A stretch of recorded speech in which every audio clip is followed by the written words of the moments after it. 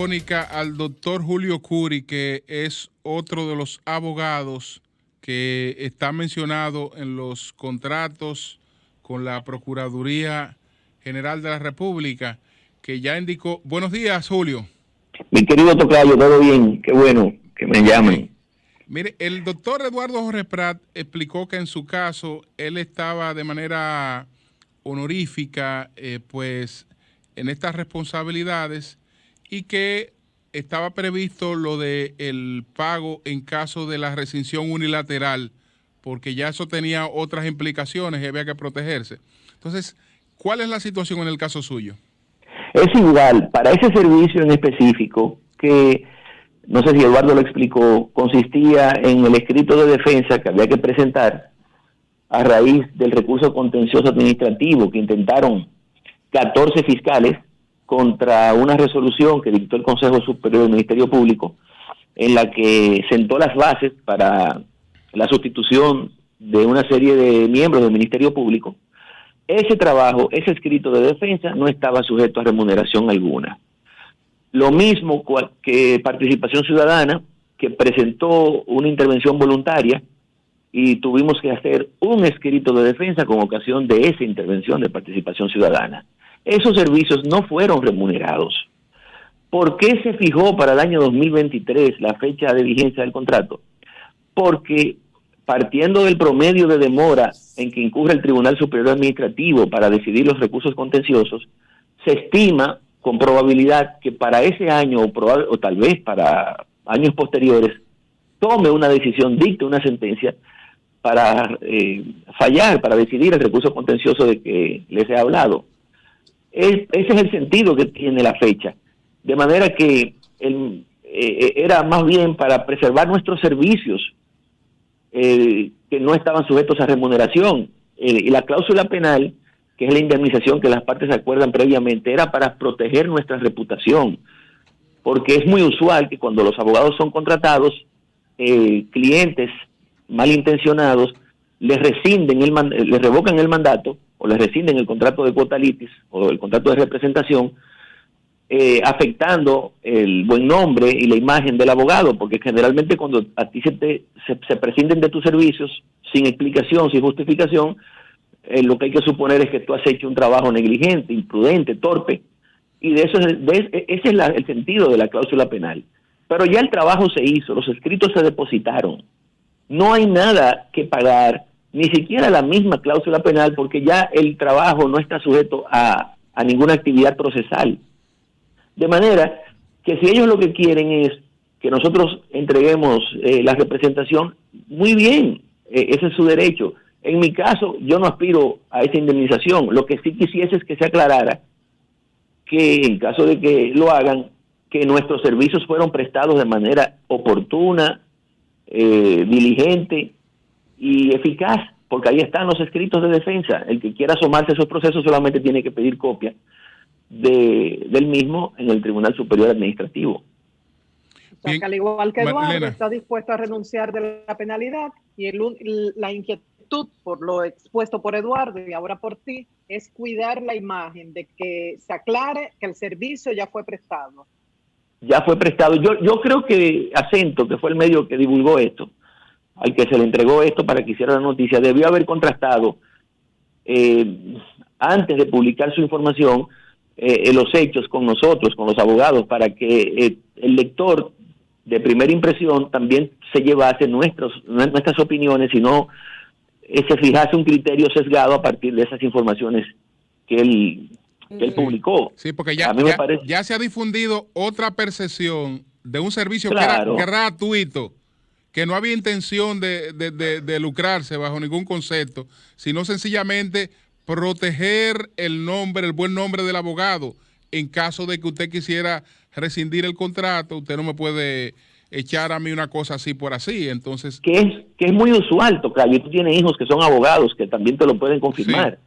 Es que cuando uno contrata con una parte y generalmente adelanta el trabajo, si la persona no tiene buena fe, lo que hace es que te revoca el mandato para continuar con otro abogado cuando ya tú has encaminado el servicio. Entonces el nombre tuyo que queda un tanto maltrecho, la reputación merma, se lesiona, y uno lo que hace es protegerse, además de proteger el trabajo que uno hace.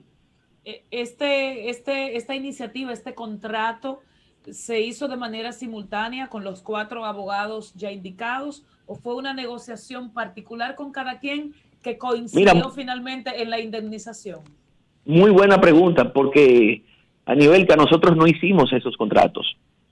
Ninguno de nosotros lo hizo. A mí se me mandó el contrato y yo lo firmé. Ese fue un contrato, digamos, concebido por el Consejo Superior del Ministerio Público en su resolución. Esas cláusulas que contienen las condiciones en virtud de las cuales debíamos prestar los servicios fueron impuestas por el Consejo Superior del Ministerio Público. Nosotros no negociamos nada. ¿La indemnización inclusive? También. Nosotros no, eso figura en la resolución del Consejo Superior. Yo la publiqué ahora en mi cuenta de Twitter.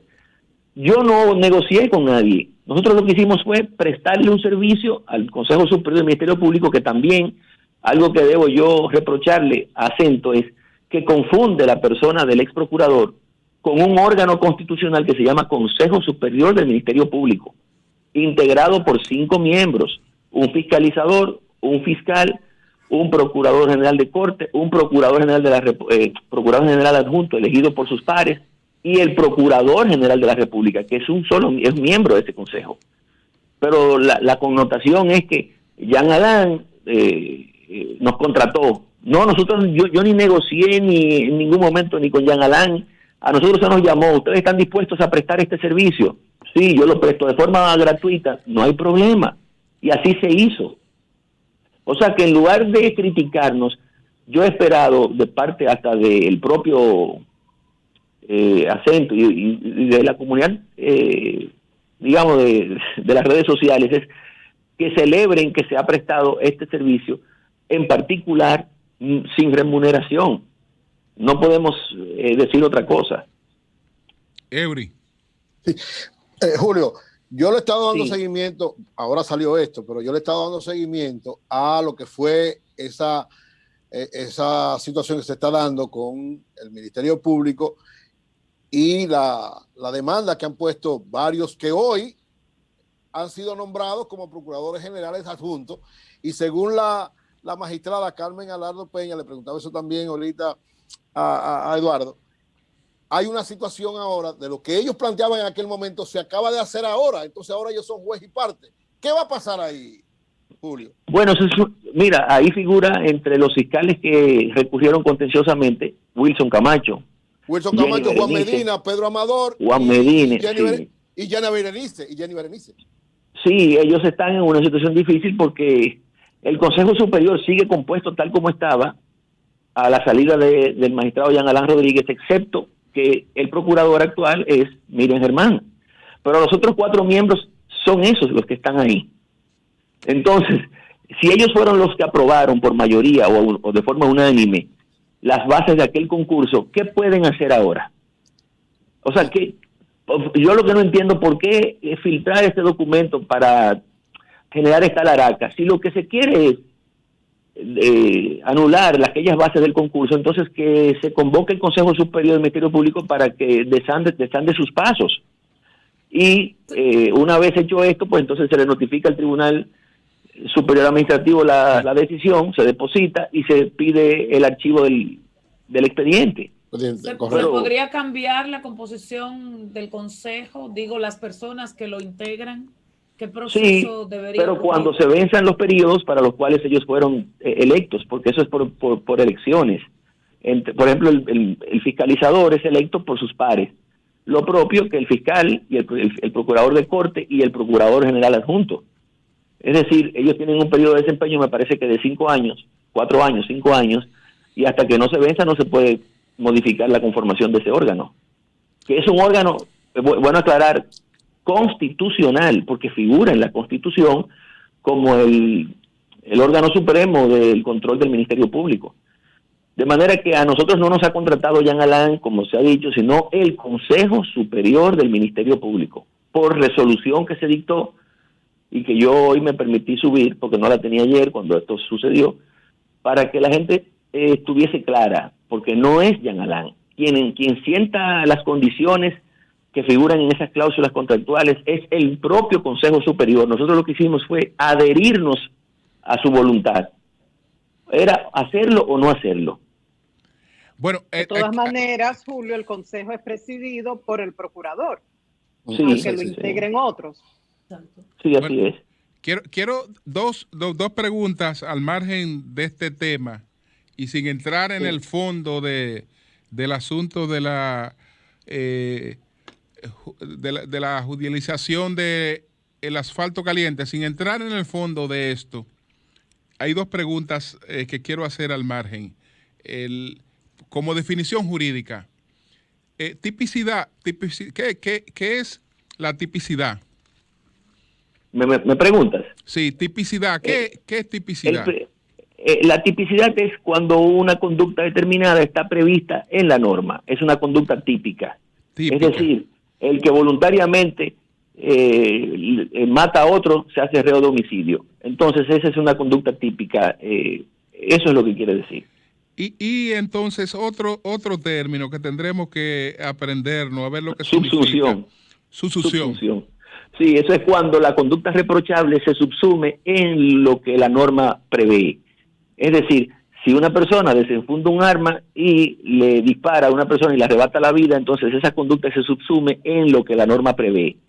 Esos son dos principios cardinales del derecho penal, sin los cuales no puede haber persecución de ningún ilícito, porque la interpretación no es por analogía, sino estricta o restrictiva. Cuando explícame, Julio, ahora. Julio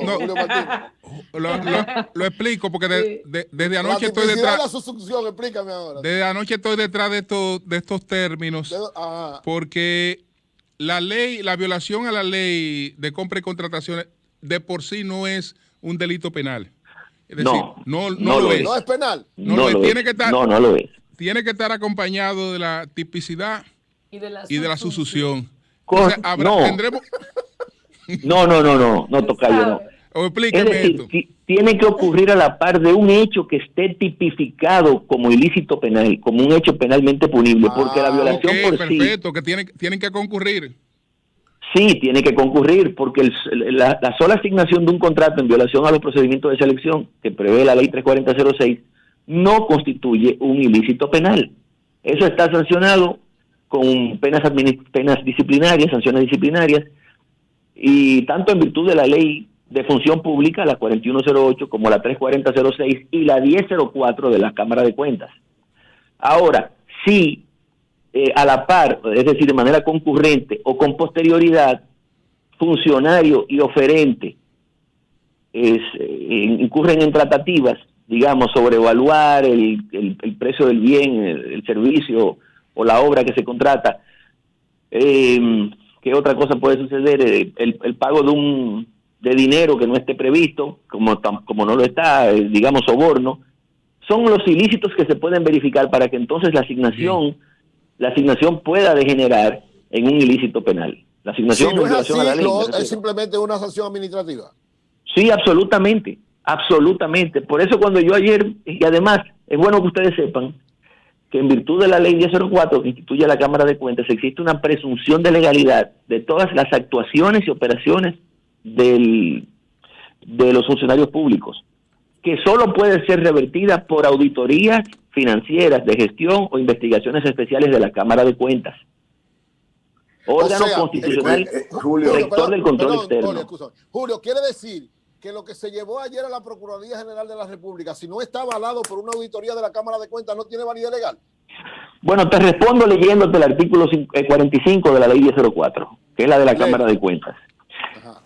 Se presume la legalidad de las operaciones y actividades de los funcionarios públicos de las entidades y organismos sujetas a esta ley, a menos, repito, a menos que del contenido de las auditorías, estudios e investigaciones especiales practicados por la Cámara de Cuentas resulte lo contrario. Es decir, la ilegalidad tiene que determinarla la Cámara de Cuentas mediante una de las auditorías que prevé esta misma ley. Julio, hay una sentencia en la parte que tiene que ver, incluso tiene rango constitucional, de la prevaricación, es decir, si yo me autocontrato, si yo como funcionario público contrato en favor mío, porque dicen que hay empresas, en la parte que he leído en la prensa, que están vinculadas con las personas que tomaban las decisiones. Mira, yo estoy consciente de que la Constitución establece una prohibición a favorecer a familiares y allegados. Eso es una enunciación, pero no existe una norma penal específica que prevea ese tipo de conducta. Es decir, que aquí la conclusión, la prevaricación, eso simplemente es un enunciado constitucional. No, nuestro Código Penal no tiene la prevaricación, el cohecho impropio, no tienen ningún tipo de sanciones penales. Claro, la prevaricación, artículo 166, 167 del Código Penal, es definida como un crimen cometido por un funcionario público en el ejercicio de sus funciones que comporta la sanción de la degradación cívica. Ahora, ¿el crimen cuál es? Claro, si tú te aprovechas ilícitamente solo tiene de recursos, degradación civil, no hay otro tipo de sanción. Y enriquecimiento ilícito, claro, si tú te aprovechas y la ley de la pública. Tú acabas de preguntar y no espera que te correspondan. Sí. Adelante. Si te aprovechas de recursos públicos en tu condición de funcionario público, entonces tú estarías incurriendo en el tipo de enriquecimiento ilícito que está previsto en la ley de declaración jurada patrimonial. Bien. Esa era tu inquietud. Pero la prevaricación es un delito bagatela. En realidad siempre se cuela en los expedientes acusatorios, pero no es de por sí un ilícito que se pueda cometer, porque es todo crimen. Hay que identificar el crimen, cuál es, estafa contra el Estado, lavado de activos. Entonces eso es prevaricación. Enriquecimiento ilícito también. Bueno, pues gracias al licenciado Julio Curi. Gracias al licenciado Julio Curi. Eury, ¿tú recuerdas del Chavo del 8? Estudiando cualquiera pasa. Claro. Hay dos términos que hemos incorporado. Una superventaja nosotros en estos términos, porque él tiene una facultad legal hogareña. Así es, 2 abogados tiene. Sí, ya tú sabes. Tipicidad, ¿cómo es, Julio? Tipicidad y susunción. Lo que él establece tipicidad y susunción. De que esos hechos no están tipicidad y susunción, me la voy a aprender. Yo respeto su opinión, pero no estoy de acuerdo. Tienen que las dos participar de este hecho. Por ejemplo, en el caso para poder ser penal. En el caso de la colocación del asfalto, bueno, además de eso, alguna auditoría que demuestre que ahí hubo irregularidad. Si lo que tú tienes es una denuncia de violación a la compra y contrataciones, como era lo que tenía Lidio Cadet, de violación a la ley de compra y contrataciones, por un producto que siempre se ha colocado así, de esa manera, que no tiene otra manera de colocarse, ya es otra cosa. Pero veremos, es bueno que esto se debata. Ahí hay otros tipos penales, independientemente de lo que establezca, de lo que Julio está planteando. Dentro de los planteamientos de las acusaciones, por ejemplo, coalición de funcionarios, cohecho y también el tema de la prevaricación, que está tipificado incluso en la propia Constitución de la República, en el Código Penal. Bueno, pues veremos. Es decir, dentro de la acusación, yo no estoy diciendo que estén en lo fundamental, y está en la acusación que hizo Marino Zapete en principio. Ahora, tú viste lo que dijo Julio Curi, ¿verdad? Esas acusaciones para eso tienen que estar basadas en una auditoría de la Cámara de Cuentas, no en un invento de alguien que lo diga. Porque eso, no en Alicia Ortega ni en nadie que lo diga, porque tú puedes ir con una denuncia de Alicia Ortega el a la tema Procuraduría, pero si tú no tienes auditoría... Ayer doña Milagro dijo que la base era una denuncia de Alicia Ortega. Claro, ella le presentó y dijo, mire, esto fue lo que denunció Alicia Ortega, lo encontramos ahí, lo traímos, aquí está. Esa es la base, la denuncia de Altigo Ortega. Eso se llama, pero bueno, vamos a esperar. Vamos a esperar, Eury. Pero vamos a esperar. Porque ahora el Ministerio Público es el que de verdad va a investigar y de ver si hay mérito. Si hay mérito, lo somete a la justicia. Y si no hay mérito, el mismo Ministerio Público, como juez de la querella, pero el mismo Ministerio Público, como juez de la querella, puede archivarla. Vamos a esperar. Y no encuentra mérito. Y aprovechar. Anibelka, buenos días, adelante. Evidentemente hay. Bueno, vamos a esperar. Evidentemente hay. Bueno.